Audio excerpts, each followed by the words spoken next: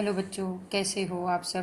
I hope आपने grammar के हम कुछ जो हैं पोर्शन कर चुके हैं, जिसमें हमारा हो चुका है आर्टिकल हो चुकी हैं, पंक्चुएशन हो चुकी हैं और अपना क्या हो चुका है, अपना मॉडल हुआ जो अभी रिसेंटली हुआ है आफ्टर हॉलीडेज समर वैकेशन के बाद। अब today's we will discuss another topic that is non finite.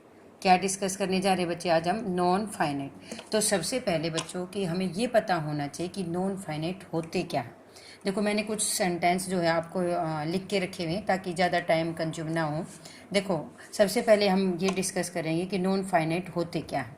जैसे देखो फर्स्ट एग्जांपल मैंने दिया आपको, he goes to Delhi to buy a car. Next example है, they go to Delhi to buy a car. Next, we went to Delhi to buy a car. ध्यान से observe करना बच्चों और ध्यान से समझना। देखो फर्स्ट सेंटेंस अपना क्या था, he goes. Second sentence is they. Third sentence is we. देखो अपनी जो वर्ब है वो देखो चेंज हो रही है। क्या हो रही है? इसमें क्या आई? गोज। इसमें क्या हो गई? गो। और इसमें क्या हो गई? वेंट। मतलब ये है कि एक ही वर्ब जो है वो क्या हो रही है? चेंज हो रही। Is that clear? और दूसरी वर्ब एक और है, देखो बेटे ध्यान से ऑब्जर्व करो, टू बाय ये चेंज नहीं हो रही है, ये सेम चल रही है। तो what is difference between these type of the verbs?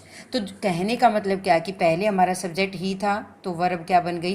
Goes थी। अब हमारा सब्जेक्ट प्लूरल बन गया तो हमारा क्या बन गया? गो बन गया। लेकिन जब वही हमने टेंस बदल दिया तो गो से क्या बन गया? वेंट हो गया। तो कहने का क्या मतलब है कि जब पर्सन या टेंस से जो वर्ब चेंज हो जाती है, क्या कहा? पर्सन और टेंस से कोई वर्ब चेंज हो जाती है तो उसे हम क्या कहते हैं बेटा? उसे हम क्या कहते हैं? फाइनाइट। क्या कहते हैं? Finite verb. कौन सी वर्ब होती हैं वो? फाइनाइट वर्ब होती हैं। लेकिन जो टेंस और सब्जेक्ट के अकॉर्डिंग चेंज न होके, पर्सन के अकॉर्डिंग चेंज न होके सेम बनी रहती हैं तो उसे हम क्या कहेंगे? नॉन फाइनाइट कहेंगे। क्या कहेंगे बच्चों? आई होप कि आपको डिफरेंस समझ में आ गया होगा।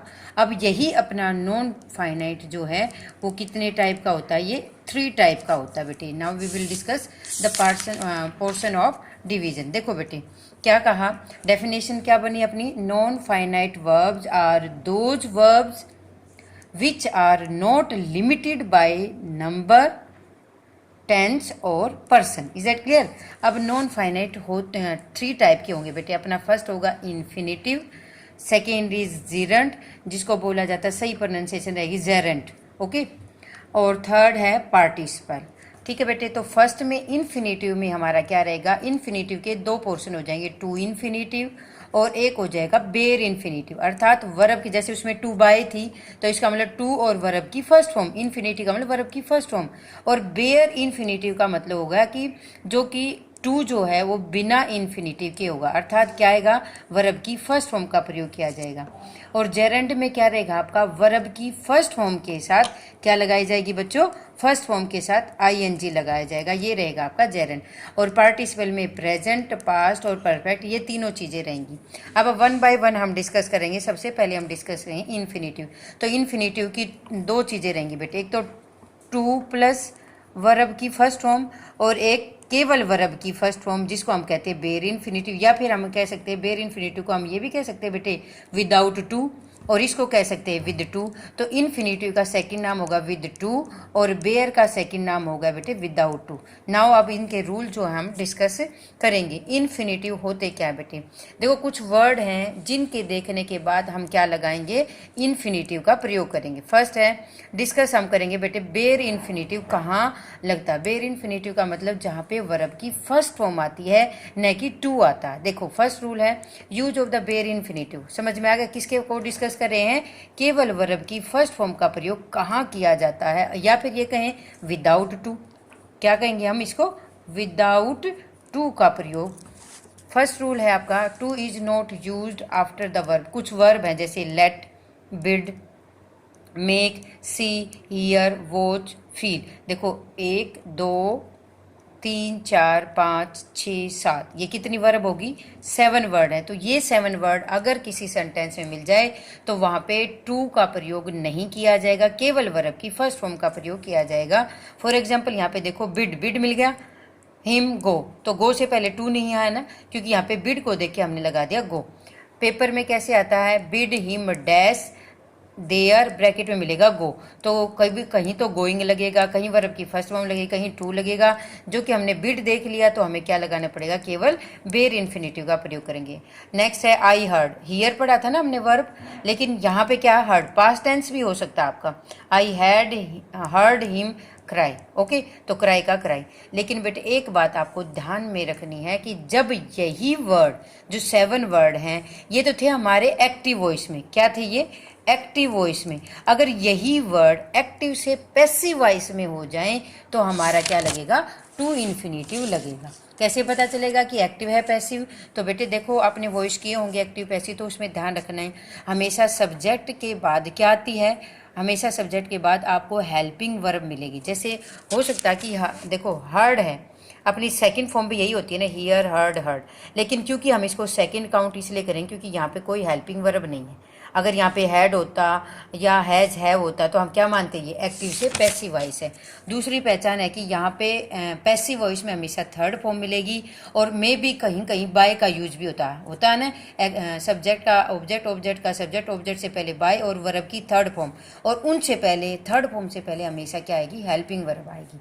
जैसा कि इसमें एग्जाम्पल देखो, राम वोज लेट, लेट तो तीनों फॉर्म वही होती है, लेकिन कैसे पता चला कि ये एक्टिव है पैसिव? ऐसे पता चला क्योंकि इसमें ये हेल्पिंग वर्ब मिल गया, तो क्या आ गया आपका? टू गो आ गया। ऐसे इसमें ही वॉज फोर्स्ड, फोर्स भी थर्ड फॉर्म भी वही होती, सेकंड भी वही होती, लेकिन क्योंकि ये पैसिव वॉइस है इसलिए इसमें वाज लगा रखा है और क्या लगा दिया? To live. Is that clear बेटे? तो ध्यान रख लेना कि एक्टिव वॉइस में होगा तो टू नहीं लगेगा, पैसिव वॉइस में होगा तो टू लगेगा। Now the next point is used with the. अगर जहाँ भी मॉडल आपको मिलेंगे, दो मॉडल को छोड़कर, मॉडल के बाद आपको पता ही है ऑक्सिलरीज वर्ब के बाद हमेशा वर्ब की फर्स्ट फॉर्म का प्रयोग किया जाता है, जैसे can, could, may, might, shall, should. लेकिन दो मॉडल ऐसे हैं जहाँ पे आप टू का प्रयोग करते हो, जैसे ओट टू, यूज टू, इनके बाद तो टू होता ही होता है, लेकिन मॉडल के बाद आप क्या लगाओगे? जो ये लगाएं, कहने का मतलब 7 वो वर्ड प्लस मॉडल, ठीक है, इनके बाद बेयर इन्फिनेटिव। नेक्स्ट है यूज विद द डेयर और नीड। देखो बेटे दो चीज़ें और भी दे रखी इसमें, डेयर और नीड भी मॉडल के ही पार्ट होते हैं, लेकिन जब अगर ये हेल्पिंग वर्ब का काम करेंगे, हेल्पिंग वर्ब का काम करेंगे तो टू इन्फिनेटिव लगेगा, लेकिन जब ये मेन वर्ब का काम करेंगे तो क्या लगेगा? इन्फिनेटिव लगेगा। जैसे देखो, how day you come here, अब यहाँ पे क्या? हाउ डे, ये क्या है? हेल्पिंग वर्ब है।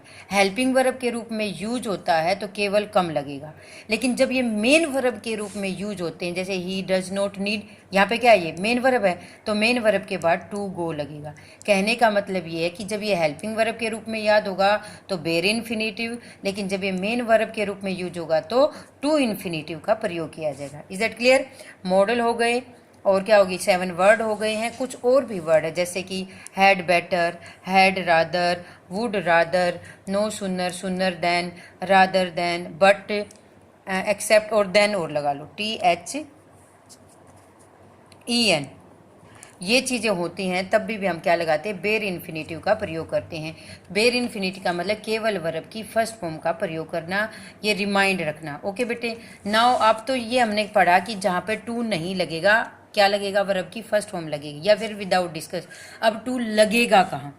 तो सबसे पहला तो वही रूल हो गया कि टू इन्फिनेटिव कहाँ यूज होंगे? As a subject of a verb, subject के वर्ब के सब्जेक्ट के रूप में। जैसे टूअर इज ह्यूमन, तो क्या है? मनुष्य गलती का पुतला, तो टू स्विम। अब स्टार्टिंग में क्या है? ये वर्ब का सब्जेक्ट बन गया। ओके, नेक्स्ट है as object of a verb, verb के ऑब्जेक्ट के रूप में। जैसे ये I want to help, to help क्या? ऑब्जेक्ट बन गया। नेक्स्ट है as a complement of a verb, complement मतलब वर्ब की पूर्ति के लिए। जैसे the shop is to let, to let shop की क्या है? Completion, to let, to let मतलब किराए के लिए खाली है। नेक्स्ट है टू एक्सप्लेन पर्पज, पर्पज को शो करने के लिए भी, एक्सप्रेस पर्पज को शो करने के लिए भी आप क्या लगाते हो? To infinitive. जैसे ही got up to ask a question, वह खड़ा हुआ, पर्पज क्या था? खड़ा होने का, टू आस्क ए क्वेश्चन, तो क्या आ गया?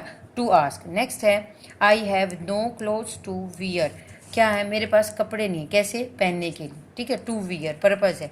Next come to the next point, after those adjectives, जैसे ग्लैड हो, डिलाइट, ये वर्ड है, glad, delight, happy, okay, surprised, sad, good, ये वर्ड ऐसे हैं जहाँ पे किसका प्रयोग किया जाता है, टू इन्फिनेटिव का प्रयोग किया जाता है।